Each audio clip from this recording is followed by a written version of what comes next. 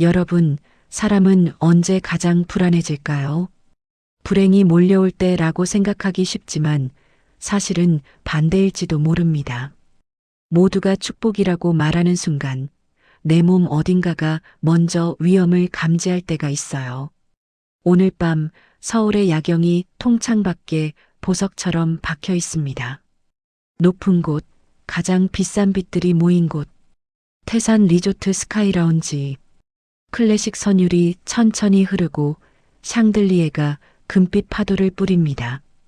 사람들은 건배하며 웃고 사진을 찍고 오늘의 주인공을 향해 축하를 쏟아냅니다. 하지만 그 주인공은 웃고 있으면서도 웃지 못합니다. 그녀의 이름은 한수진 35. 세련된 인테리어 디자이너. 지금은 방송에도 종종 나오고 고급 주거 공간을 손보는 실력으로 업계에서 인정받는 인물. 하지만 그녀의 과거는 꽃길이 아니었습니다. 망해버린 기업가의 딸. 어느 날 갑자기 집이 경매로 넘어가고 전화기엔 모르는 번호가 하루에도 수십 번씩 뜨고 한 사장님 딸이라는 이름은 빈 문서에 찍힌 글자처럼 차갑게 변했습니다. 반지하의 습한 벽지, 겨울마다 올라오는 곰팡이 냄새, 어머니의 손이 떨리던 새벽. 그 시절을 수지는 잊지 못합니다. 그리고 오늘 사람들은 말하죠. 신데렐라의 현대판, 제게22 태산그룹의 며느리, 인생 역전의 아이콘. 그런데 수지는 목 근처가 간질거립니다. 마치 누군가의 더러운 손이 아주 부드럽게, 그러나 확실하게 목을 조르는 느낌. 이상하죠. 모두가 축복이라 말하는데 내 몸은 왜 위협을 느끼는 걸까요? 홀 중앙으로 수진이 한 발 옮길 때마다 드레스의 붉은 결이 조명을 받아 더 진해집니다. 사람들이 멋지다고 속삭이고 누군가는 부럽다고 말하죠. 그때 그녀의 옆으로 한 남자가 자연스럽게 들어옵니다. 속도도 각도도 너무 완벽하게 맞춘 등장입니다. 차민우 35, 태산그룹 회장 박석훈의 아들, 수진의 약혼자, 완벽한 매너, 깔끔한 슈트, 상대를 편안하게 만드는 말투. 누가 봐도 좋은 사람입니다. 그런데 이상하게 수지는 그의 눈을 오래 못 마주칩니다. 눈동자 깊은 곳에 온도 없는 유리 같은 면이 스치기 때문입니다. 민우는 수진의 허리를 다정하게 감싸며 말합니다. 수진아, 무슨 생각해? 오늘 주인공이 표정이 어두우면 사람들이 괜히 걱정하잖아. 수지는 웃음을 연습하듯 입꼬리를 올립니다. 아니에요. 그냥 꿈 같아서요. 민우 씨 부모님께 매번 이렇게 과한 대접받아도 되나 싶어서요. 민우는 아주 자연스럽게 미리 준비된 문장을 꺼내듯 답합니다. 과하다니. 우리 아버지는 한 사장님을 친형처럼 생각하셨던 분이야. 내가 우리 집에 오는 건 흩어졌던 가족이 다시 모이는 거라고 하셨어. 가족. 그 단어가 수진의 가슴을 스치지만 따뜻하지 않습니다. 가족은 원래 안전해야 하는데 수진에게 가족은 누군가의 빈 문서와 함께 떠오르는 단어였으니까요.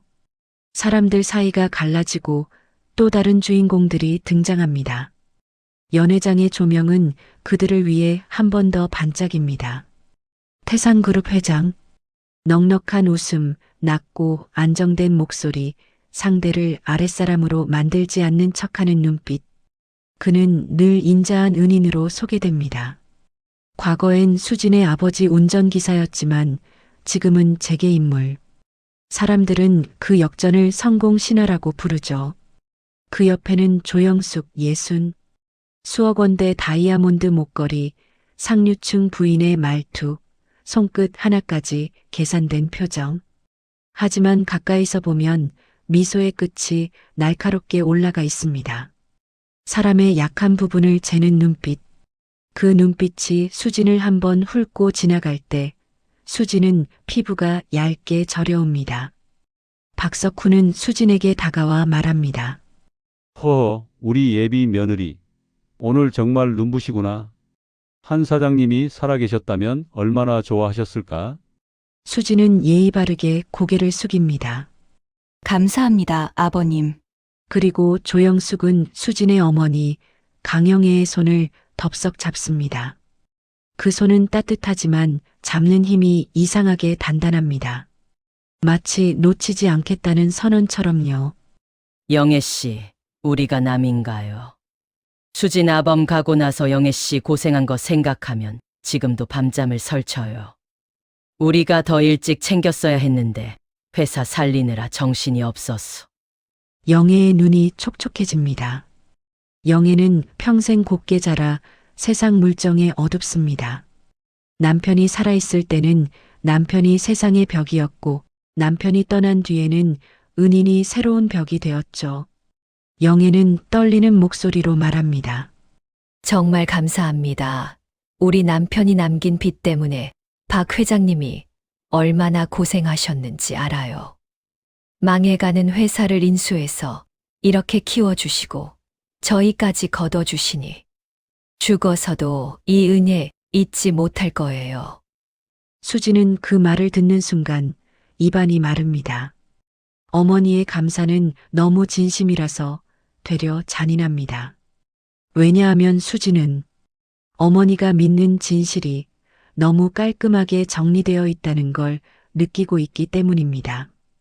수진의 머릿속에 오래된 장면 하나가 겹쳐집니다. 아버지의 장례식, 검은 양복들, 울음 뒤에 숨은 계산, 그리고 박석훈의 다정한 위로가 너무 빠르게 들어왔던 그날. 수지는 속으로 중얼거립니다. 엄마는 믿고 있어. 아버지가 무리한 투자로 회사를 망쳤고 박석훈이 대신 뒷수습했다는 그 이야기. 그런데 왜 그 이야기엔 늘 빈틈이 없지? 연회가 끝나고 새벽. 차창 밖엔 빛이 꺼진 도로가 길게 펼쳐집니다. 수지는 집에 도착해서도 드레스의 무게가 그대로 어깨에 남아있는 느낌입니다. 거실 한쪽에서 영애는 박석훈이 선물한 명품 가방을 꺼냅니다. 천천히 조심스럽게 가죽에 손끝이 닿는 순간 영애의 얼굴이 어린아이처럼 밝아집니다. 영애는 마치 귀한 유물을 닦듯 가방을 닦습니다. 수지는 그 모습을 보다 참지 못하고 말합니다. 엄마, 그게 그렇게 좋아? 아버지가 살아계셨으면 그런 건 엄마 발치에도 못 올 사람들이었어. 영애는 순간 멈칫합니다. 그리고 낮게 단호하게 말합니다. 수진아, 그런 소리 마라. 사람 인연이라는 게 참 묘한 거야. 운전기사였던 분이, 가사도우미였던 분이 우리를 이렇게 챙겨주는 게 쉬운 일인 줄 아니? 이건 천운이야. 수진의 심장이 답답해집니다. 엄마, 아버지는 사고였어. 브레이크 결함이라고 했지. 근데 왜 하필 그 사고 직후에 아버지가 가진 모든 주식이 박 회장 손으로 넘어갔을까? 난 그게 아직도 이해가 안 돼. 영애의 표정이 굳습니다. 너 또 그 소리니? 그때 감사팀에서 다 확인했잖아. 아버지가 도박이랑 투자 실패로 이미 회사 돈 다 끌어다 썼다고. 박 회장님 아니었으면 우리는 감옥 갈 뻔했어. 제발 그만해라. 감사팀, 확인, 보고서. 그 단어들이 수진의 머릿속에서 차갑게 반짝입니다. 수진은 알고 있습니다. 세상에서 가장 쉽게 조작되는 게 확인된 문서라는 걸. 하지만 수진은 더 말하지 않습니다. 어머니가 무너질까 봐서? 아니요. 수진은 지금 확신이 없기 때문입니다. 확신 없이 던진 말은 도리어 진실을 멀게 할 때가 있으니까요. 수진은 입을 다물고 방으로 들어갑니다. 그런데 그 순간에도 목 근처의 간질거림이 사라지지 않습니다. 누가 내 목을 잡고 있지? 왜 난 오늘 밤 웃으면서도 숨이 막히지? 토요일 점심. 수지는 수수한 옷차림으로 서울역 인근 무료급식소에 서 있습니다. 봉사활동이라 말하지만 수지는 이런 곳에서 마음이 잠깁니다. 여기엔 최소한 포장된 말이 덜하니까요. 국밥에 김이 올라오고 사람들의 손이 빠르게 움직입니다. 수지는 그릇을 나르고 김치를 담고 뜨거운 국물에 손등이 살짝 데입니다. 그 작은 통증이 오히려 현실감을 줍니다. 그때 줄 끝에서 이상한 소리가 들립니다. 웅얼거림, 끊어진 문장, 두려움이 섞인 반복. 노인이 나타납니다. 머리는 헝클어져 있고 옷은 오래 젖어 있는 듯 눅눅하며 눈동자는 세상 어딘가를 통과해 먼 곳을 보고 있습니다. 그는 중얼거립니다. 안 돼, 비가 오면 안 돼, 기름이 센다니까. 수지는 조심스럽게 다가가 의자를 권합니다. 어르신, 여기 앉으세요. 뜨거우니까 조심하시고요. 노인은 수진의 얼굴을 멍하니 바라봅니다. 그리고 갑자기 눈이 커집니다. 한한 사장님, 수지는 순간 굳습니다. 네, 저를 아세요? 노인의 손이 떨립니다. 그 떨리는 손이 수진의 손목을 꽉 움켜쥡니다. 그 힘이 생각보다 세서 수지는 숨을 들이킵니다. 사장님 도망치세요. 박 기사가 박석훈이 죽일 거예요. 브레이크가 아니야, 그놈이 칼로 호스를. 브레이크 호스, 칼, 박석훈. 수진의 머릿속에 번개가 칩니다. 박 기사라는 호칭은 오래전 아버지 주변 사람들만 쓰던 말입니다. 이 노인은 정말로 아버지를 알았던 사람일까요? 수지는 숨을 삼키며 다그칩니다. 어르신, 지금 뭐라고 하셨어요? 박석훈이 누구예요? 제 아버지를 아세요? 한태성 사장님을 아시냐고요? 그 순간 노인의 표정이 공포로 뒤틀립니다. 그는 머리를 감싸쥐고 비명을 지릅니다. 아, 머리가 아파. 조 여사가 인감을 서류를 다 태웠어.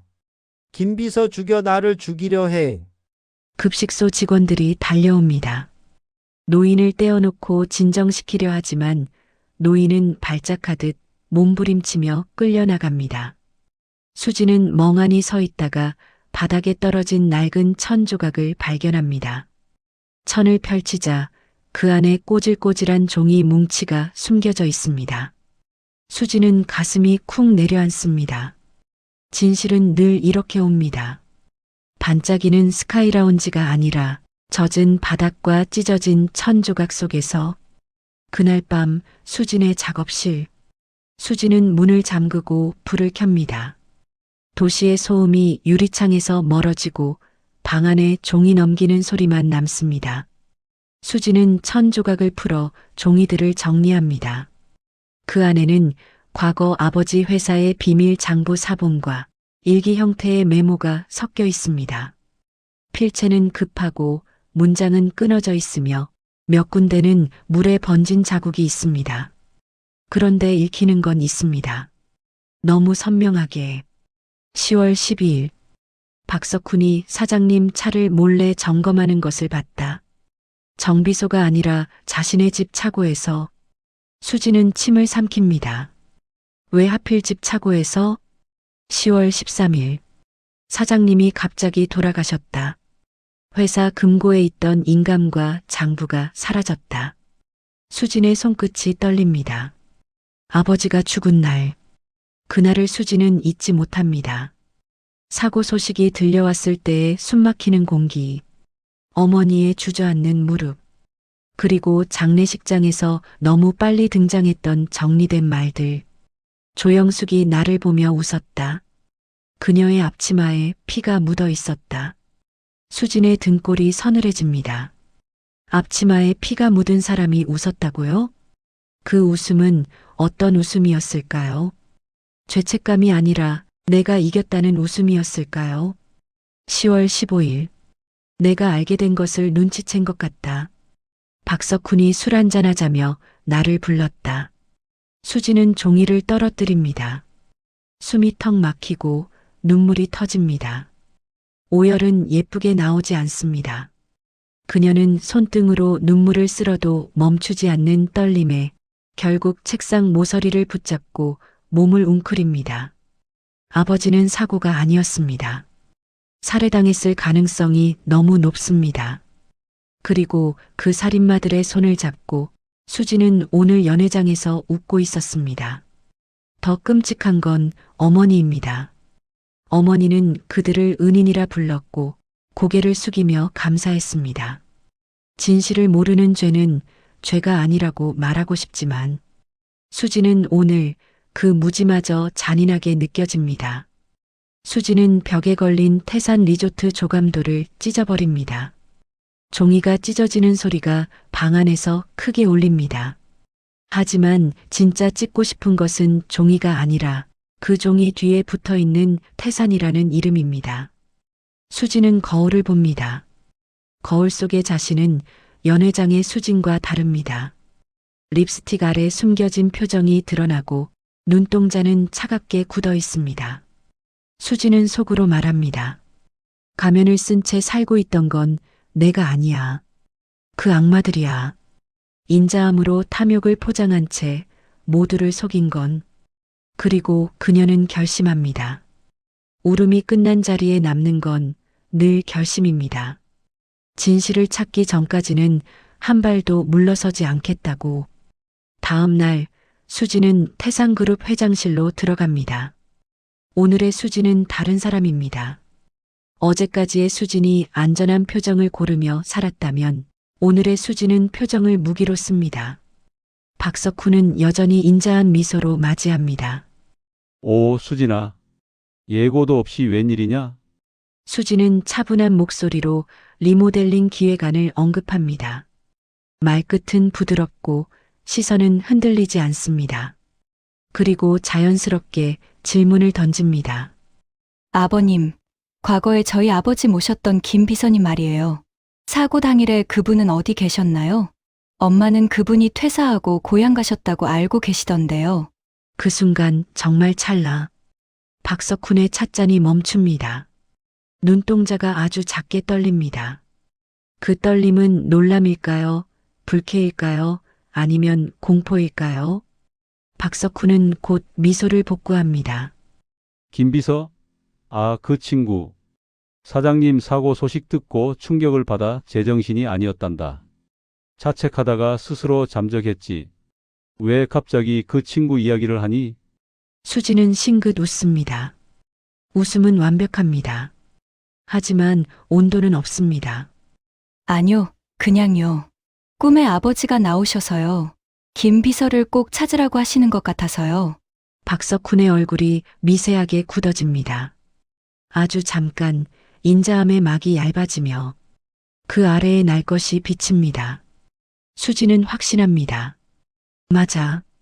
당신이야. 당신들은 내 아버지를 죽였어. 그리고 우리 인생을 가로챘어. 그날 밤 수지는 다시 서울역 근처로 향합니다. 지하도 냄새와 습기, 사람들의 시선이 스쳐 지나가지만 수지는 멈추지 않습니다. 김 비서는 낡은 신문지를 덮고 누워 있습니다. 수지는 도시락을 조심스럽게 옆에 내려놓습니다. 아저씨 기억나세요? 저 수진이에요. 한태성 사장님 딸, 수진이요.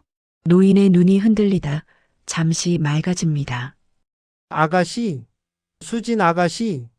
수진의 목소리가 낮아집니다. 도와주세요. 박석훈이랑 조영숙 어떻게 무너뜨려요? 증거가 더 있죠? 노인은 주변을 살피며 몸을 움츠립니다. 그리고 천천히 자신의 다리를 가리킵니다. 깊게 패인 흉터, 여기 칩 숨겼어. 박석훈 비자금 장부 내 살 속에. 내 살 속에 이 말이 끝나는 순간이 진짜 충격입니다. 수지는 경악합니다. 이 노인은 미친 척한 게 아니었습니다. 살아남기 위해, 진실을 지키기 위해 자기 몸에 증거를 심고 세상에서 가장 낮은 자리로 내려간 사람입니다. 수지는 깨닫습니다. 이 싸움은 감정 싸움이 아니라 증거 싸움입니다. 그리고 증거는 살아있는 사람이 숨겨왔습니다. 마침내 박석훈의 저택. 수진이 들어서자 조영숙이 다정한 목소리로 맞이합니다. 수진아, 오늘 웨딩드레스 가봉하러 가기로 했잖아. 왜 연락이 안 됐니? 민우가 수진을 바라봅니다. 그는 사소한 것을 놓치지 않는 사람입니다. 수진의 구두를 보더니 눈썹이 아주 미세하게 움직입니다. 구두엔 진흙이 묻어 있습니다. 수진아, 너 어디 갔다 왔어? 현장 나갔다 왔니? 수진은 잠깐 멈칫하지만 이내 태연히 웃습니다. 리조트 부지에 좀 다녀오느라요. 그리고 수진은 역으로 민우에게 원하는 것을 말합니다. 민우 씨, 우리 결혼식 정말 화려하게 하고 싶어요. 대한민국 사람들이 다 볼 수 있게. 민우는 안도한 듯 수진을 안습니다. 당연하지. 네가 원하는 대로 다 해줄게. 하지만 민우의 품 안에서 수진의 눈은 얼음장처럼 차갑습니다. 그녀는 민우의 등 뒤로 조영숙의 미소를 봅니다. 그 미소는 따뜻하지만 눈빛은 차갑습니다. 그 눈빛은 감시의 눈빛입니다. 수진은 마음속으로 결심합니다. 좋아. 너희가 가장 사랑하는 것들, 너희의 체면, 너희의 아들, 너희의 화려한 성, 그 위에서 무너지게 해줄게. 수진의 내레이션이 조용히 깔립니다. 그래, 민우 씨. 당신 부모가 세운 이 화려한 성 위에서 당신들이 가장 사랑하는 아들의 손에 무너지는 기분이 어떤 건지 내가 보여줄게. 이제부터가 진짜 파티야. 수진은 자신의 방으로 돌아옵니다. 문을 잠그고 김비서의 메모와 종이들을 정리해 금고에 넣습니다. 손은 흔들리지 않습니다. 울음이 끝난 사람은 흔들리지 않습니다. 그리고 수진은 거울 앞에 섭니다. 연회의 화려한 화장을 지웁니다. 립스틱이 지워질수록 드러나는 건 한 가지입니다. 차가운 입술, 차가운 결심. 수진은 가위를 듭니다. 길었던 머리카락을 단숨에 자릅니다. 머리카락이 바닥에 떨어지는 소리가 크게 들리는 것 같습니다. 이건 단순한 변신이 아닙니다. 과거의 자신과 결별하는 장례식입니다. 수진은 거울 속 자신에게 말합니다. 이제 한수진은 죽었어. 당신들의 은혜를 갚아줄 귀신만 남았지. 카메라는 수진의 눈을 클로즈업합니다. 빛이 흔들리고 음악이 서늘하게 올라옵니다. 거울 앞에서 머리카락을 자른 뒤 수진은 한참을 움직이지 않습니다.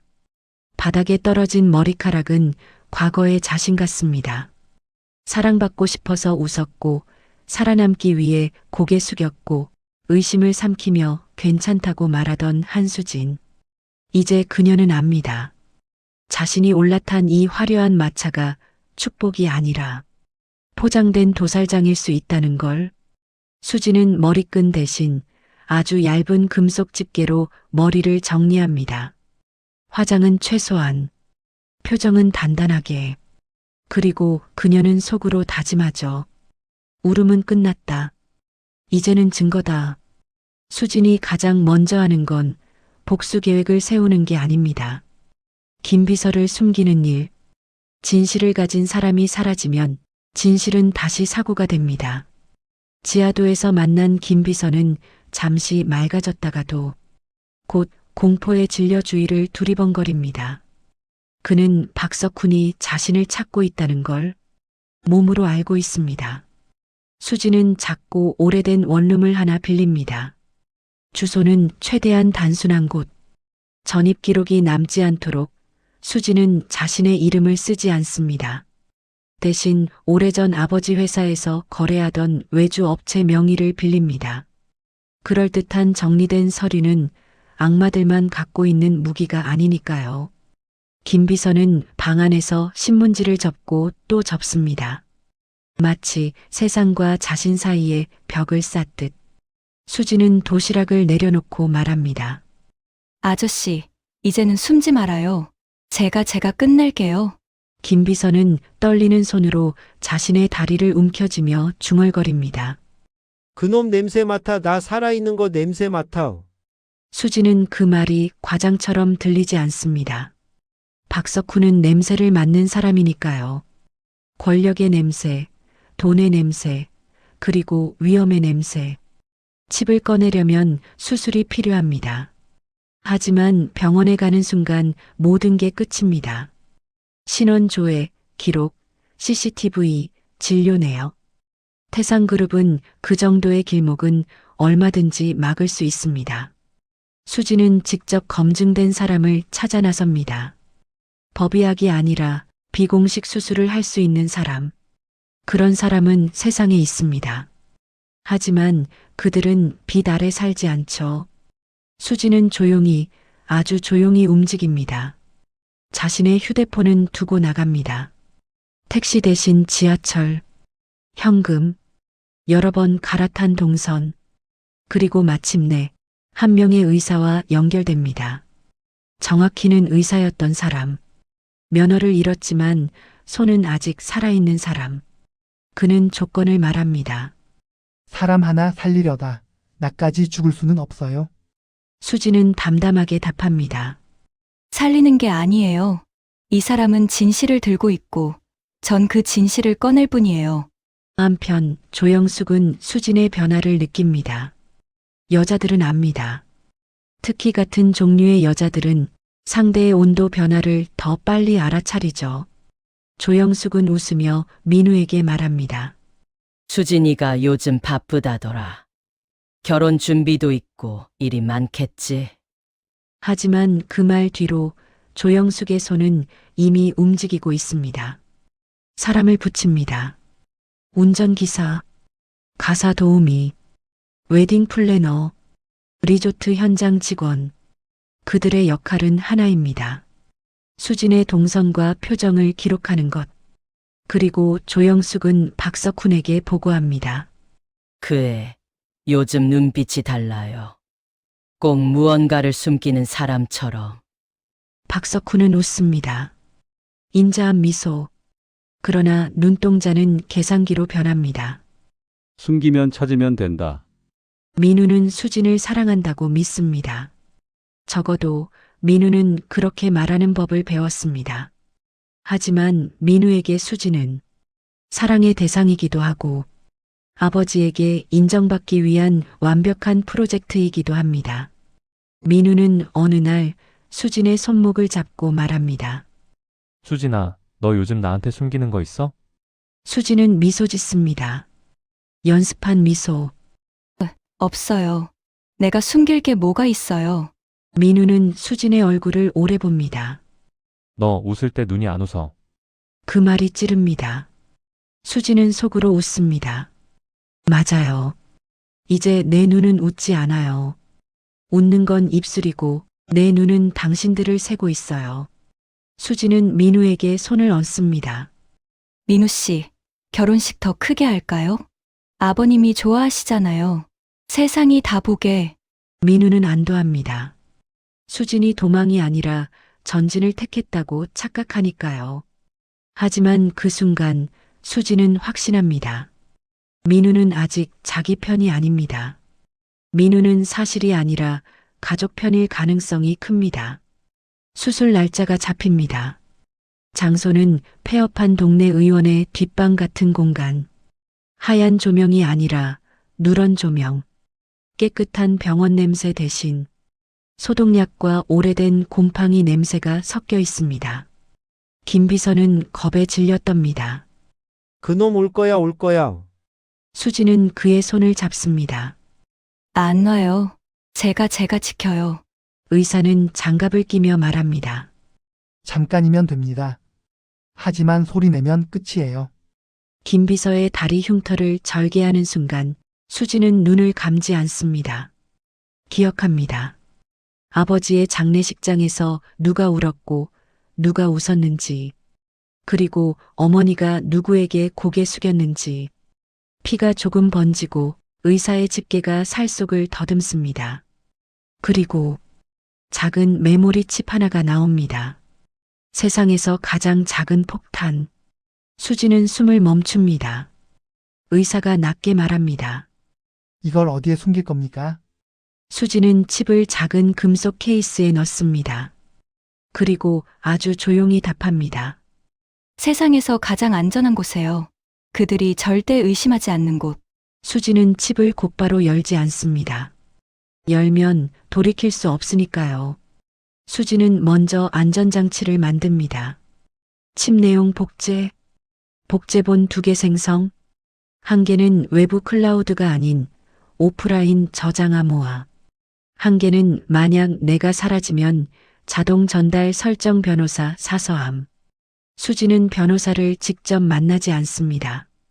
대신 우편 사서함과 익명 송달 시스템을 씁니다. 태상그룹은 법을 무너뜨릴 수 있어도 흔적 없는 방식은 번거롭습니다. 마침내 수지는 칩을 엽니다. 폴더가 뜹니다. 영상, 음성, 문서, 그리고 날짜. 10월 12일, 10월 13일, 10월 15일. 수진의 손이 굳습니다. 거기엔 자동차 하부를 찍은 영상이 있습니다. 호스가 칼로 베인 흔적, 그리고 누군가의 목소리. 이렇게 하면 사고로 끝나지. 낮고 익숙한 목소리. 웃음이 섞인 숨. 수지는 화면을 멈추고 손을 입에 가져갑니다. 울음이 올라오지만 이번엔 삼킵니다. 이제 울면 안 됩니다. 이건 감정이 아니라 증거입니다. 그날 밤 박석훈의 회장실. 박석훈은 서류를 넘기다 멈춥니다. 그는 누군가의 보고를 듣습니다. 회장님, 서울역 쪽에서 예전에 그 노인 비슷한 사람이 최근에 누군가랑 움직였다는 얘기가 있습니다. 박석훈의 표정이 변하지 않습니다. 하지만 손가락이 책상 위를 한번 두드립니다. 그건 그의 습관입니다. 결정을 내릴 때의 습관. 확인해. 그리고 그는 조영숙을 봅니다. 수진이 동선 더 촘촘하게. 조영숙은 웃습니다. 걱정 마세요. 그 애가 숨을 쉬는 곳까지 알아낼 테니까. 수지는 김비서를 원룸에 숨겨둔 채 짧은 시간 집을 비웁니다. 그 짧은 시간이 틈이 됩니다.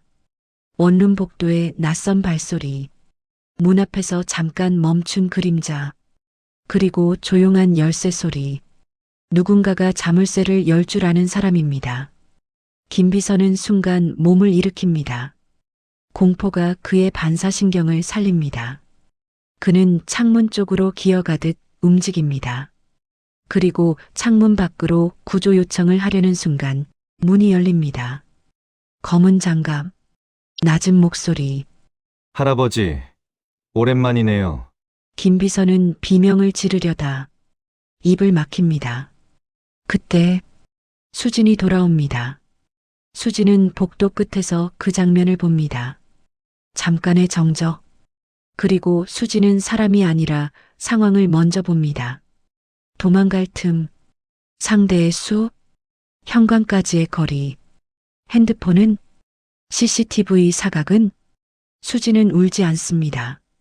대신 몸이 먼저 움직입니다. 수진은 일부러 크게 말합니다. 거기 누구세요? 경찰 부를게요. 그 한마디의 상대는 망설입니다. 이런 놈들은 일이 꼬이는 걸 싫어합니다. 그들은 싸우러 온 게 아니라 지우러 왔으니까요. 그 틈에 김비서는 바닥에 떨어뜨린 물건 하나를 줍니다. 소리를 내며 던집니다. 수지는 그 소리를 신호처럼 받아 문을 닫고 반대편 계단으로 도망칩니다. 둘은 겨우 빠져나옵니다. 숨이 찢어질 것 같지만 살아남습니다. 수지는 속으로 말합니다. 이제 확실해. 그들은 김비서가 살아있다는 걸 알았어. 수지는 결심합니다. 이제 숨어서 파내는 것만으로는 부족합니다. 상대는 권력으로 사람을 지웁니다. 그렇다면 수지는 권력의 얼굴을 세상 앞에 드러내야 합니다. 그 방법은 하나입니다. 박석훈이 가장 사랑하는 무대, 태상그룹이 가장 자랑하는 축제, 결혼식. 수지는 민우에게 말합니다. 민우 씨, 우리 결혼식 기자들도 부를까요? 기부 행사처럼 크게 해요. 아버님이 좋아하시잖아요. 민우는 잠깐 망설이지만 결국 고개를 끄덕입니다. 그는 아버지의 칭찬을 원합니다. 그리고 수지는 그 욕망을 이용합니다. 수지는 조영숙에게도 웃으며 말합니다. 어머니, 드레스 가봉 다시 잡아주세요. 제가 요즘 정신이 없어서요. 조영숙은 만족한 듯 미소 짓습니다. 그래. 너도 결국 내 손바닥이야. 그런 표정입니다. 하지만 수지는 속으로 말하죠. 응. 손바닥 위로 올라갈게. 그리고 그 위에서 너희 손가락을 부러뜨릴게. 수지는 칩의 복제본을 확인합니다. 영상과 음성, 문서의 조각들이 한 방향으로 모입니다. 사고라는 이름 아래 누군가가 칼로 호스를 베었고 누군가가 인감을 훔쳤고 누군가가 장부를 지웠습니다. 수지는 조용히 파일 하나를 미리 보기로 돌려놓습니다. 그 파일의 제목은 짧습니다. 태산. 하지만 화면엔 텍스트가 보이지 않게 수지는 창을 닫습니다. 그리고 그녀는 마지막으로 김 비서의 손을 꼭 잡습니다. 아저씨, 이제 끝까지 가요. 당신이 살아있는 게 그 사람들에겐 공포예요. 그 순간 수진의 휴대폰이 울립니다. 발신 번호는 표시되지 않습니다. 수진이 받자 낮고 인자한 목소리가 들립니다. 수진아, 요즘 참 바쁘구나. 박석훈입니다. 수지는 숨을 고릅니다. 그리고 미소를 띤 목소리로 답합니다. 네, 아버님. 결혼식 준비하느라요. 전화가 끊기고 수지는 창밖을 봅니다. 가면의 천국이 흔들립니다. 화려한 결혼식은 원래 축제입니다. 하지만 누군가에게는 가장 안전한 무대이기도 하죠. 사람이 많고 사진이 남고 기록이 남는 자리. 겉으론 축복이지만 속으로는 권력의 과시. 수지는 그 무대가 필요했습니다. 태산이라는 성을 무너뜨리려면 그 성의 문 앞에서 싸워야 하니까요. 그녀는 일정표를 다시 씁니다. 웨딩 플래너에게는 완벽한 신부처럼 웃고 장소 담당자에게는 세련된 디자이너처럼 말하고 민우에게는 사랑하는 약혼자처럼 손을 잡습니다. 하지만 수진의 진짜 일정표는 따로 있습니다. 증거 공개의 순서, 보호할 사람의 순서, 버릴 사람의 순서. 상대는 논리로 싸우지 않습니다. 상대는 사람을 지웁니다. 그러니 공개는 한 번에 끝나면 안 됩니다. 수지는 증거 파일을 세 갈래로 나눕니다. 첫째, 본인만 아는 오프라인 저장 암호화. 둘째, 만약의 사태를 대비한 자동 전달 지정 시간, 지정 조건. 셋째, 신뢰할 수 있는 외부인에게 맡기는 봉인 패키지. 외부인은 법조인도 언론인도 아닙니다. 그들은 너무 쉽게 막힐 수 있으니까요. 수진이 선택한 사람은 조용히 오래 버티는 사람입니다. 기록을 지우지 못하게 만들어주는 아주 평범한 장치. 그리고 수진은 마지막으로 김 비서를 안전한 곳으로 옮길 준비를 합니다. 원룸은 이미 위험해졌습니다. 박석훈은 냄새를 맡았고 조영숙은 감시의 그물을 넓혔으니까요. 조영숙은 수진을 직접 공격하지 않습니다. 직접 공격은 흔적이 남으니까요. 그녀는 도와주는 척하며 수진의 숨을 조입니다. 결혼식 준비가 바쁘다며 조영숙은 신부 도우미라 불리는 사람을 붙입니다. 겉으론 스타일을 챙겨주는 매니저. 실은 동선과 통화를 확인하는 눈. 그 도우미는 친절합니다. 너무 친절해서 오히려 이상합니다. 수진이 물을 마시면 물컵을 치워주고 수진이 혼자 있고 싶어 하면 옆에 있어 드릴게요라고 말합니다. 함께 있어야 혼자 못 움직이게 되니까요. 수진은 알아차립니다.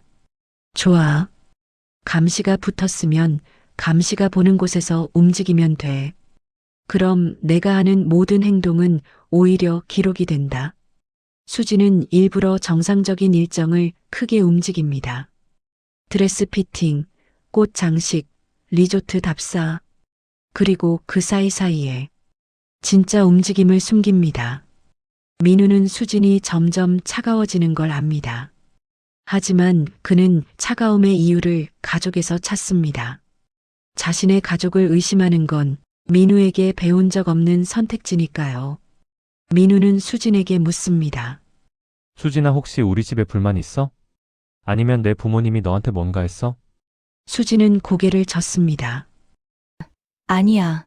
그냥 바빠서 그래. 민우는 수진의 손을 꽉 잡습니다. 그 손은 다정하지만 동시에 단단합니다. 마치 놓치지 않겠다는 의지처럼. 난 너 잃기 싫어. 결혼식 망치고 싶지 않아. 그러니까 나한테 솔직히 말해. 수진은 그 순간 민우가 무서워집니다. 민우가 악해서가 아닙니다. 민우는 명령에 익숙한 사람이기 때문입니다. 그는 사랑을 선택하기보다 가족의 룰을 지키는 것을 먼저 배웠습니다. 수진은 부드럽게 웃습니다. 그리고 한마디만 던집니다. 민우 씨, 결혼식 날 꼭 내 편이 되어줘. 민우는 안도합니다. 하지만 그 안도는 폭풍의 시작입니다. 박석훈은 결혼식을 단순한 가족 행사가 아니라 태상그룹의 이미지 행사로 키웁니다. 언론을 부르고 유명 인사를 부르고 기부라는 이름을 붙입니다. 사람들은 말하죠. 태사는 역시 달라. 회장님은 인자하시다. 우리 사회에 꼭 필요한 기업이다. 그 말들은 박석훈이 가장 좋아하는 음악입니다. 인자함이라는 박자에 맞춰 사람들의 박수가 쏟아지는 음악. 수진은 그 음악을 듣고도 웃습니다. 왜냐하면 수진의 손에 있는 건 그 음악을 끊어버릴 스위치이기 때문입니다. 하지만 스위치를 누르기 전에 박석훈은 먼저 수진을 시험합니다. 박석훈의 전화. 낮고 부드러운 목소리. 수진아, 결혼식 준비는 잘 되니? 수진은 공손하게 답합니다. 네, 아버님. 덕분에요. 박석훈은 잠깐 침묵한 뒤 아주 가볍게 묻습니다. 그런데 서울역 쪽 봉사활동은 요즘도 하니? 그 질문 하나로 수진의 피가 차갑게 식습니다. 박석훈은 알고 있습니다. 수진이 낮은 곳에 다녀왔다는 걸. 수진은 목소리를 흔들지 않습니다. 요즘은 바빠서 자주 못 가요. 박석훈은 웃습니다. 그래. 바쁠 땐 쉬어야지. 전화가 끊기고 수진은 확신합니다. 그들은 김 비서를 찾고 있다. 그리고 이제 더 세게 흔들 것이다. 김 비서는 한밤중에 악몽을 꿉니다. 앞치마에 피가 묻어 있었다. 그 문장이 그의 머릿속에서 계속 울립니다. 그는 떨며 말합니다. 아가씨 그날 나도 도망쳤어. 내가 막았어야 했는데. 수진은 그를 탓하지 않습니다. 그는 이미 충분히 벌을 받고 있으니까요. 진실을 안 사람의 벌은 평생 숨는 것이라는 형태로 오니까요. 수진은 약을 구해옵니다. 수면제도 진정제도 아닙니다. 그저 따뜻한 차와 작은 안정. 김 비서가 살아있을 수 있게 해주는 것.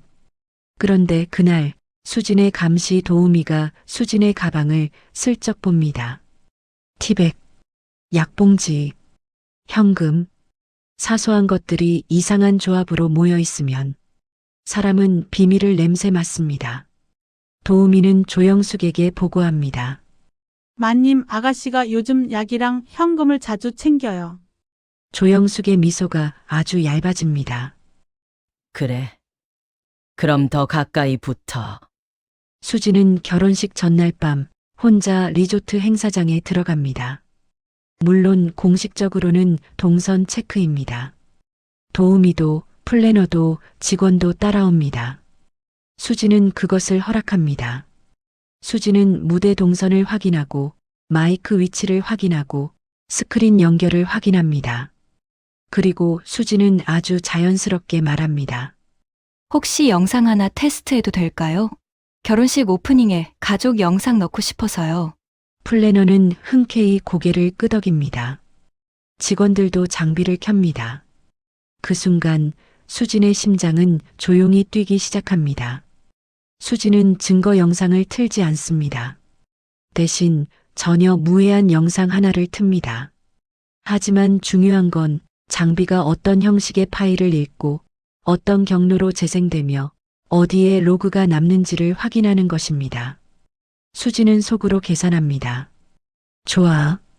여기서 틀면 누가 막아도 흔적이 남는다. 그리고 내가 막혀도 다음 장치가 움직인다. 리허설이 끝난 뒤 수지는 플래너에게 말합니다. 내일 실수 없게 부탁드려요. 그 말은 부탁이 아니라 결혼식 당일 아침 수지는 드레스가 걸린 방에서 혼자 숨을 고릅니다. 밖에서는 분주한 발걸음 소리, 꽃 장식이 들어오고 카메라가 들어오고 축복의 말들이 연습됩니다. 그때 문이 열립니다. 들어온 사람은 수진의 어머니 강영애입니다. 영애는 웃으며 말합니다. 수진아, 박 회장님이 너 정말 예뻐할 거야.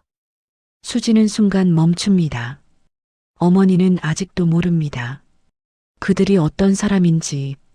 그런데 영애의 손엔 조영숙이 준 작은 상자가 들려 있습니다. 회장님 댁에서 준비해 주신 선물이래. 수진이 상자를 열려는 순간 도우미가 다급히 다가와 말합니다. 아가씨 이거 바로 착용하셔야 해요. 리허설 때도 어머님이 좋아하셨던 수지는 상자를 열고 안에 들어있는 걸 봅니다. 목걸이. 하지만 그건 장식이 아닙니다. 너무 무겁고 너무 낯설고 잠금 장치가 이상하게 단단합니다. 수지는 직감합니다. 이건 선물이 아니라 목줄일 수 있다고. 바로 그때 민우가 들어옵니다. 수진아, 괜찮아? 엄마가 너 많이 챙기라고. 수지는 민우의 눈을 봅니다. 그리고 깨닫습니다. 조영숙이 가장 잘하는 건 가족의 손을 이용해 상대를 묶는 일이라는 걸. 수지는 미소 짓습니다. 하지만 속으로 말합니다. 좋아. 너희가 내 목에 거는 게 목줄이라면 난 그 목줄을 너희 목에 되돌려 줄게. 그리고 그 순간 수진의 휴대폰에 짧은 메시지가 도착합니다. 발신은 숨겨진 번호. 내용은 단 한 줄. 칩은 찾았다. 수진의 눈빛이 얼어붙습니다. 무대 밖에서 누군가가 먼저 움직였습니다. 결혼식은 시작도 전에 이미 피가 뿌려지고 있습니다. 결혼식 날 아침은 이상하게 조용합니다. 폭풍이 오기 직전에 바다처럼요. 리조트의 긴 복도엔 꽃 냄새가 가득하고 직원들은 작은 소리로 뛰어다니며 카메라팀은 삼각대를 세우고 조명은 피부를 예쁘게 만들 준비를 합니다.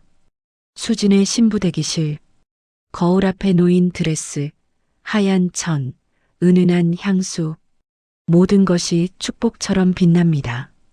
하지만 수진의 시선은 아침에 받은 그 작은 상자에 꽂혀 있습니다.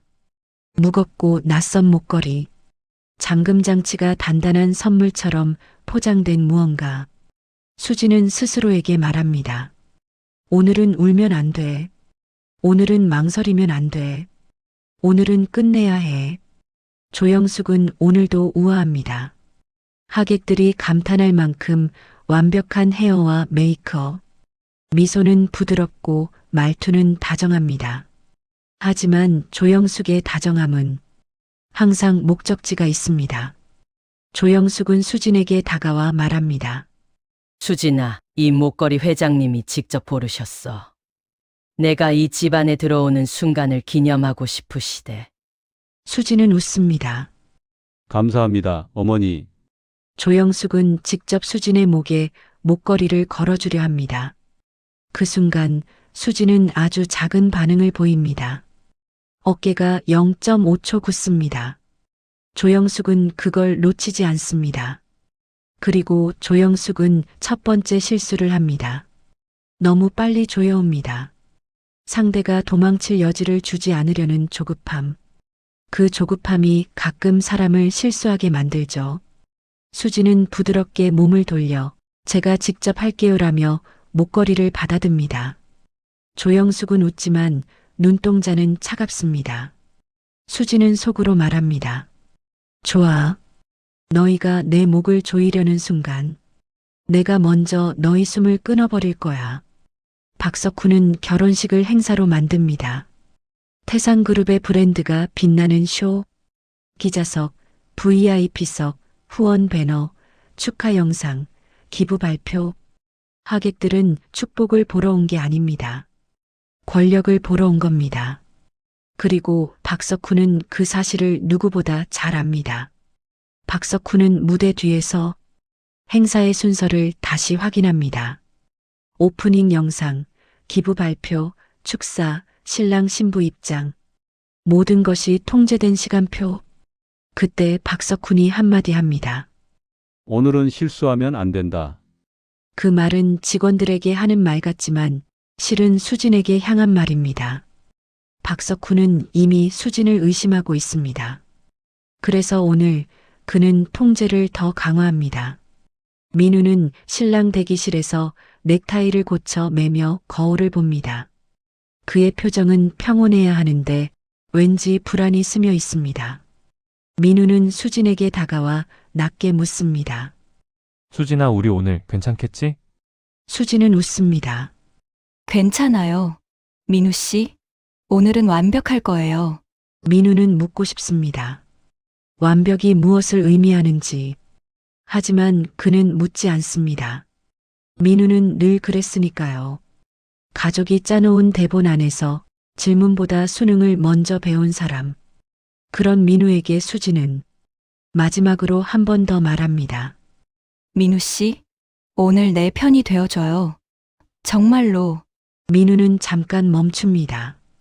그리고 고개를 끄덕입니다. 하지만 그 끄덕임이 배신의 끄덕임인지 각성의 끄덕임인지 아직은 아무도 모릅니다. 수진은 신부 대기실에서 작은 금속 케이스를 만져봅니다. 칩복제본, 그리고 자동 전달 장치, 그리고 무대 스크린 연결용 파일. 수진은 한 번 더 확인합니다. 내가 쓰러져도 공개는 된다. 내가 끌려가도 공개는 된다. 내가 입을 막혀도 공개는 된다. 공개는 용기가 아니라 구조입니다. 실패하지 않게 만든 구조. 그리고 수진은 김 비서에게 마지막 안전 신호를 보냅니다. 오늘은 움직이지 마세요. 절대로 창문 쪽으로 가지 마세요. 김 비서는 떨며 답합니다. 아가씨 오늘 끝나는 거야. 수진은 짧게 말합니다.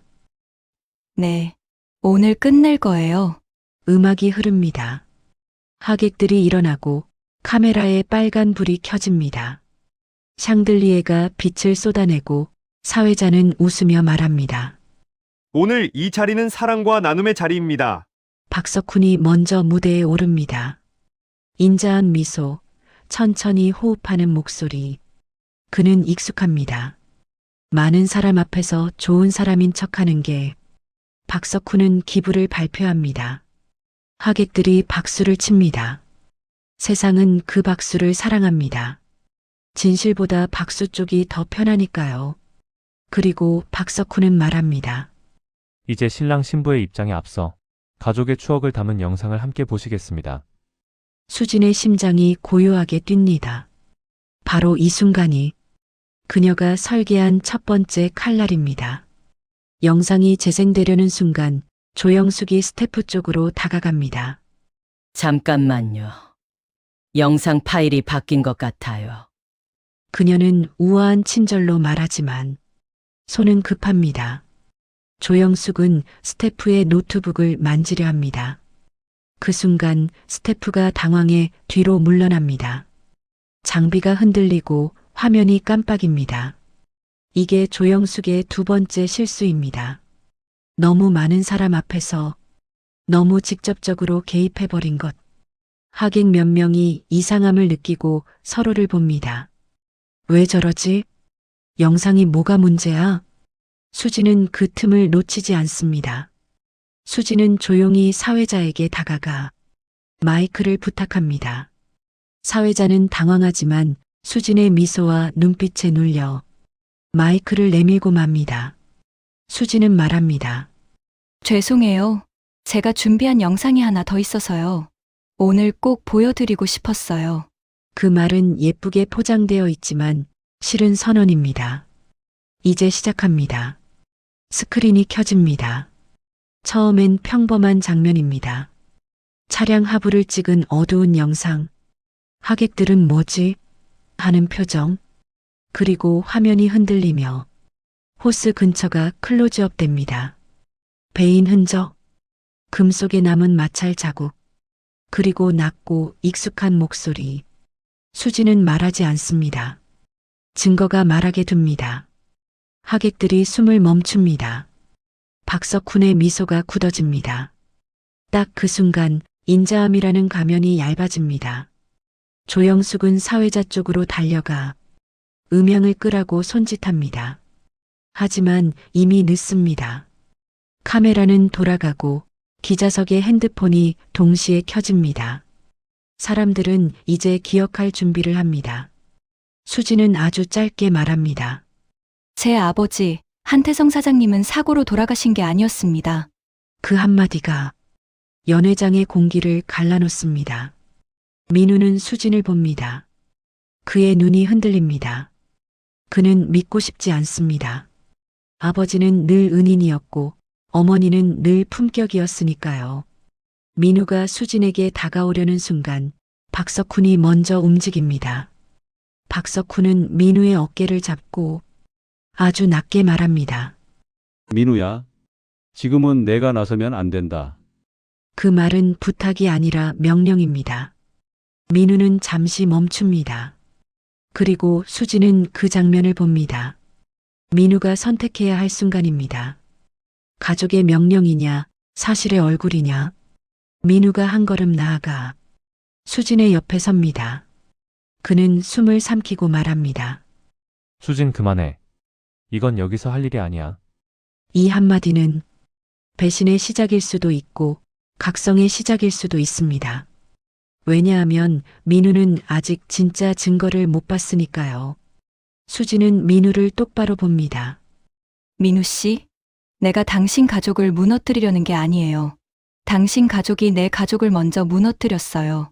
민우의 얼굴이 하얘집니다. 박석훈은 결심합니다. 공개가 시작되면 사람들은 멈추지 않습니다. 그러니 공개를 멈추려면 사람을 멈춰야 합니다. 박석훈은 경호팀에 손짓합니다. 눈에 띄지 않게 그러나 빠르게 수진의 옆으로 사람들이 붙기 시작합니다. 사회자는 당황하고 하객들은 웅성거립니다. 무슨 일이야? 행사 연출인가? 박석훈은 마이크를 잡습니다. 여러분, 잠시만요. 신부가 지금 컨디션이 좋지 않은 것 같습니다. 오해가 생긴 것 같은데. 그 순간 수지는 두 번째 파일을 준비합니다. 그 파일은 사고 조작이 아니라 인감과 장부에 대한 조각입니다. 돈의 흐름, 그리고 서류가 사라진 시점. 수지는 말합니다. 오해요? 그럼 이건 오해가 아니죠? 하지만 경호가 다가오며 수진의 팔을 잡으려 합니다. 수진은 속으로 중얼거립니다. 그래, 와라. 내가 끌려가도 공개는 된다. 그리고 그때 행사장 뒤쪽 문이 열립니다. 누군가가 흔들리는 걸음으로 들어옵니다. 낡은 옷, 헝클어진 머리. 하지만 눈빛만큼은 맑습니다. 김비서입니다. 그가 왜 여기 왔을까요? 수진이 오지 말랬는데도. 왜냐하면 김비서는 압니다. 오늘이 마지막 기회라는 걸. 그리고 오늘을 놓치면 수진은 정말로 사라질 수도 있다는 걸. 김비서는 떨리는 목소리로 말합니다. 한태성 사장님, 사고 아니었습니다. 사람들이 웅성거립니다. 기자들이 카메라를 듭니다. 김비서는 눈물을 삼키며 자신의 흉터를 보여주려 합니다. 내 다리 내가 숨겼습니다. 그놈들이 날 죽이려 했습니다. 그 순간 조영숙의 얼굴이 굳습니다. 조영숙이 너무 크게 외칩니다. 저 사람 미친 사람이에요. 끌어내요. 그 외침이 조영숙의 세 번째 실수입니다. 너무 강하게, 너무 노골적으로. 그 한마디가 사람들에게 확신을 줍니다. 저 노인은 미친 게 아니라 무언가를 말하려 하고 있다. 박석훈은 폭주합니다. 그는 더 이상 인자한 회장이 아닙니다. 그는 오직 한 가지를 생각합니다. 덮어야 한다. 지워야 한다. 하지만 카메라는 이미 돌아가고 사람들의 핸드폰은 이미 업로드 버튼 위에 있고 기자들은 이미 제목을 쓰고 있습니다. 수지는 미소를 짓습니다. 처음으로 진짜로 웃습니다. 왜냐하면 오늘만큼은 거짓이 아니라 진실이 무대의 주인공이니까요. 수지는 아주 조용히 말합니다. 아버님, 끝났어요. 그리고 박석훈이 수진을 바라보는 눈빛. 그 눈빛은 살기입니다. 그 순간 조명이 한번 깜빡이고 행사장 스크린이 꺼집니다. 정전. 사람들의 비명이 터집니다. 그리고 어둠 속에서 누군가의 발소리가 빠르게 달려옵니다. 수지는 직감합니다. 이건 마지막 제거 시도다. 조명이 한번 깜빡이고 행사장의 모든 빛이 꺼집니다. 순간 공기가 바뀝니다. 축복의 공기가 아니라 사냥의 공기로 사람들이 놀라 비명을 지르고 의자 다리가 바닥을 긁고 누군가는 아이를 끌어안고 누군가는 핸드폰 불빛을 켜려 손을 더듬습니다. 어둠 속에서 들리는 건 숨소리, 발소리, 그리고 너무 익숙한 권력의 침착함. 박석훈의 목소리가 어둠 속에서 낮게 울립니다. 괜찮습니다. 잠시만요. 직원들이 바로 조치할 겁니다. 하지만 수지는 압니다. 이건 단순한 정전이 아닙니다. 너무 타이밍이 완벽합니다. 너무 필요한 순간에 꺼졌습니다. 수지는 본능적으로 한 걸음 물러납니다.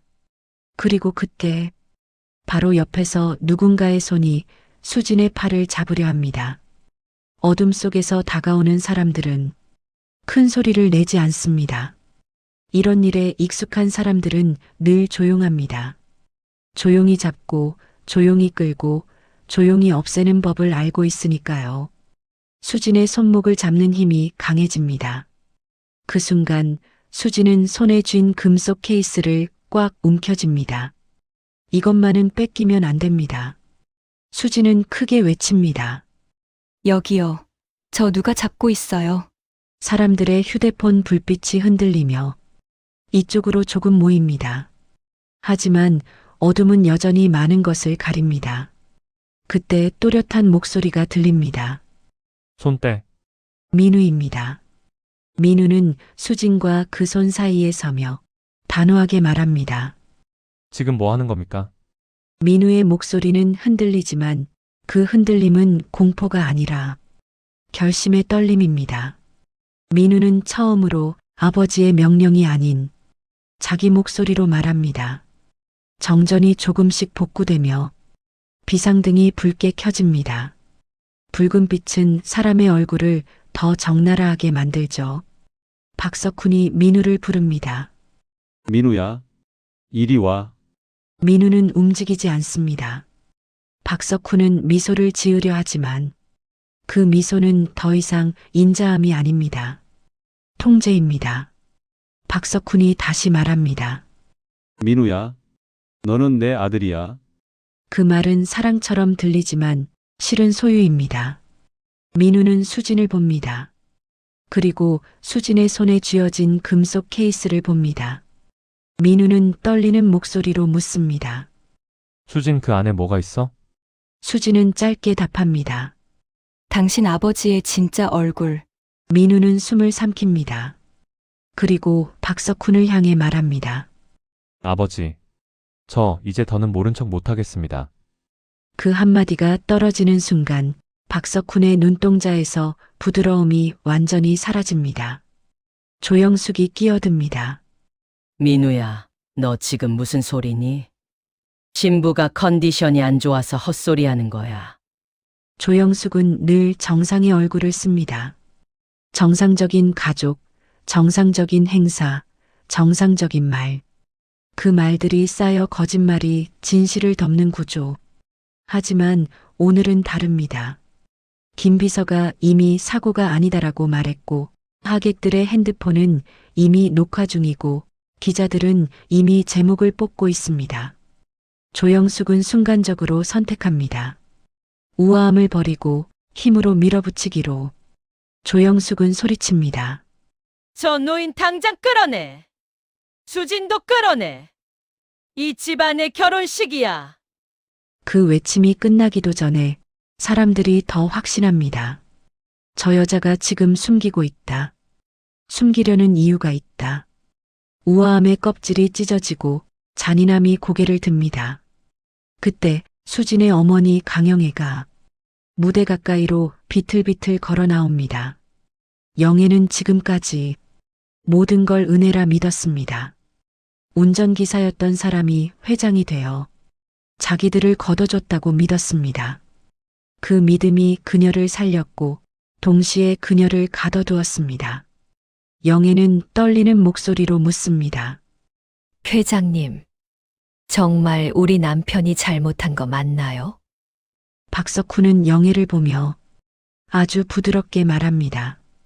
영애 씨, 지금 이런 자리에서 그 순간 수진이 조용히 말합니다. 엄마, 그 목걸이 선물이 아니야. 영애는 손에 들고 있던 상자를 다시 봅니다. 무겁고 낯선 목걸이, 잠금 장치가 단단했던 그 물건. 영애는 깨닫습니다. 자신이 받았던 명품 가방들, 따뜻한 말들, 초대들. 그건 은혜가 아니라 목줄을 부드럽게 만드는 솜이었을지도 모른다는 걸. 영애의 눈이 졌습니다. 수진아, 엄마가 너무 몰랐다. 그 말은 사과이자 각성입니다. 수지는 마이크를 잡지 않습니다. 이제 마이크가 없어도 됩니다. 사람들은 이미 조용해졌고 모든 눈이 수진에게 꽂혀 있습니다. 수진은 스태프에게 말합니다. 2번째 파일, 재생해 주세요. 스크린이 다시 켜집니다. 이번에는 사고 영상이 아닙니다. 문서들, 도표, 날짜, 흐름, 누가 언제 무엇을 가져갔는지, 인감이 사라진 시점, 장부가 사라진 시점, 그리고 특정 계좌로 흘러간 자금. 수지는 단 한 문장만 더합니다. 제 아버지 회사의 인감이 사라진 날, 태산그룹의 씨앗이 자랐습니다. 하객들의 얼굴이 굳습니다. 기부 발표의 박수는 이제 의미가 없습니다. 사람들이 가장 싫어하는 건 좋은 사람이 실제로는 나쁜 사람일 때니까요. 박석훈의 표정이 변합니다. 그는 이제 선택해야 합니다. 도망칠 것인가, 아니면 모두를 부수고라도 덮을 것인가. 박석훈은 웃습니다. 기이하게도 웃습니다. 수진아, 너 정말 대단하구나. 그 칭찬은 칼입니다. 박석훈은 수진을 칭찬하며 동시에 수진을 제거 대상으로 확정합니다. 박석훈은 경호팀을 부릅니다. 이제는 숨기지 않습니다. 그는 VIP석 앞에서 대놓고 말합니다. 신부가 쇼크 상태입니다. 당분간 외부인 접근을 금합니다. 그 말에 몇몇 하객들이 일어나려 합니다. 하지만 경호가 길을 막습니다. 그 순간 결혼식장은 축제가 아니라 통제 구역이 됩니다. 수진은 두렵지 않습니다. 이 장면마저도 수진의 계획 속에 있습니다. 수진은 손을 들어 민우에게 신호를 보냅니다. 민우는 고개를 끄덕입니다. 그리고 민우가 소리칩니다. 경호팀 멈추세요. 오늘 이 행사는 제 결혼식입니다. 아버지라도 선 넘으시면 안 됩니다. 민우의 그 말에 하객들 사이에서 웅성거림이 커집니다. 아들이 아버지에게 반기를 드는 순간 권력은 균열을 드러냅니다. 김 비서는 무대 앞까지 걸어옵니다. 그의 발걸음은 느리고 불안정하지만 오늘만큼은 도망치지 않습니다. 김 비서는 떨리는 손으로 자신의 다리 흉터를 가리키며 말합니다. 내가 봤습니다. 박석훈이 사장님 차를 자기 차고에서 만졌습니다. 김 비서의 목소리는 떨리지만 문장은 또렷해집니다. 사람은 죽을 각오를 하면 오히려 말이 또렷해지니까요. 조영숙이 달려들려 하고 박석훈이 손짓하려는 순간 민우가 김비서 앞에 섭니다. 민우는 말합니다. 저분은 제 아버지를 모함하는 게 아닙니다. 저분은 제가 모르고 살았던 진실을 말하는 겁니다. 그 말이 떨어지는 순간 민우는 아들이 아니라 사람이 됩니다. 사람들은 한 가지를 잊지 않습니다. 오늘 이곳은 행사였고 그래서 카메라가 많았습니다. 기자석, 방송 카메라, 하객들의 핸드폰, 증거 영상만 있는 게 아닙니다. 박석훈이 통제하려고 한 순간, 조영숙이 소리친 순간, 경호가 길을 막은 순간, 그 모든 게 기록으로 남았습니다. 그리고 기록은 현실을 바꿉니다.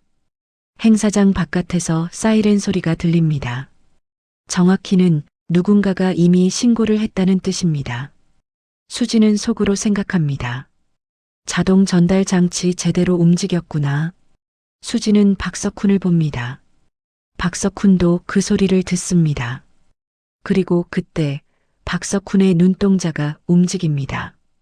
탈출 동선을 찾는 눈동자. 박석훈은 마지막으로 한 번 더 회장의 얼굴을 씁니다. 그는 손을 들어 말합니다. 여러분, 오해입니다. 이건 기업을 노린 악의적인 조작입니다. 하지만 그 말은 더 이상 통하지 않습니다. 이제 사람들은 박석훈을 믿고 싶지 않습니다. 믿고 싶지 않은 순간엔 진실이 더 빨리 퍼집니다. 박석훈은 조용히 뒤로 물러납니다. 경호가 길을 만들고 박석훈의 몸이 어둠으로 빠져나가려 합니다. 그때 수진이 말합니다. 도망치면 당신이 인정하는 거예요. 박석훈이 멈춥니다. 그 눈빛이 수진을 찌릅니다. 그러나 이번엔 수진이 물러서지 않습니다. 그리고 민우가 아버지의 앞을 막아섭니다. 아버지, 도망치지 마세요. 오늘 끝내야 합니다. 아들이 막아선 순간 박석훈은 처음으로 완전한 통제를 잃습니다. 조영숙은 울부짖습니다. 민우야, 너 지금 뭐 하는 거야? 내가 누구 덕에 여기까지 왔는데. 그 울부짖음은 사랑이 아니라 계산입니다. 조영숙은 민우를 사랑했지만 그 사랑의 방식이 소유였던 거죠. 조영숙은 수진을 향해 말합니다. 너희 가족이 우리를 깔봤잖아. 우린 밑에서 평생 치욕을 봤어. 그래서. 조영숙의 말이 끊깁니다. 그녀는 스스로도 깨닫습니다. 지금 자기가 무슨 말을 했는지 그 한 문장이 고백이 됩니다. 수지는 조용히 말합니다. 어머니, 방금 인정하셨어요. 조영숙의 얼굴이 하얘집니다. 행사장은 엉망입니다. 꽃은 밟혔고 축복은 찢겼고 결혼식은 결혼식이 아니게 되었습니다. 그러나 어떤 사람에게는 오늘이 첫 번째 진짜 결혼식일지도 모릅니다. 거짓과의 결별, 가면과의 이혼. 영애는 수진의 손을 잡습니다. 영애의 손은 차갑고 떨립니다. 그 손은 평생 믿음으로 버텼던 손이지만 이제는 각성으로 버텨야 하는 손입니다. 영애가 울먹이며 말합니다. 수진아, 엄마가 너를 지키겠다고 도리어 너를 그들한테 묶어버렸구나. 수진은 영애의 손을 꼭 잡습니다. 그리고 말합니다. 엄마, 이제 그만 사과해. 엄마는 살아남으려고 그랬잖아. 나도 살아남으려고 웃었어. 그 순간 수진은 처음으로 엄마의 희생을 다른 눈으로 봅니다. 엄마는 세상 물정에 어두웠던 게 아니라 딸을 살리기 위해 자기 자존심을 접어둔 사람이었습니다. 수진은 마침내 말합니다.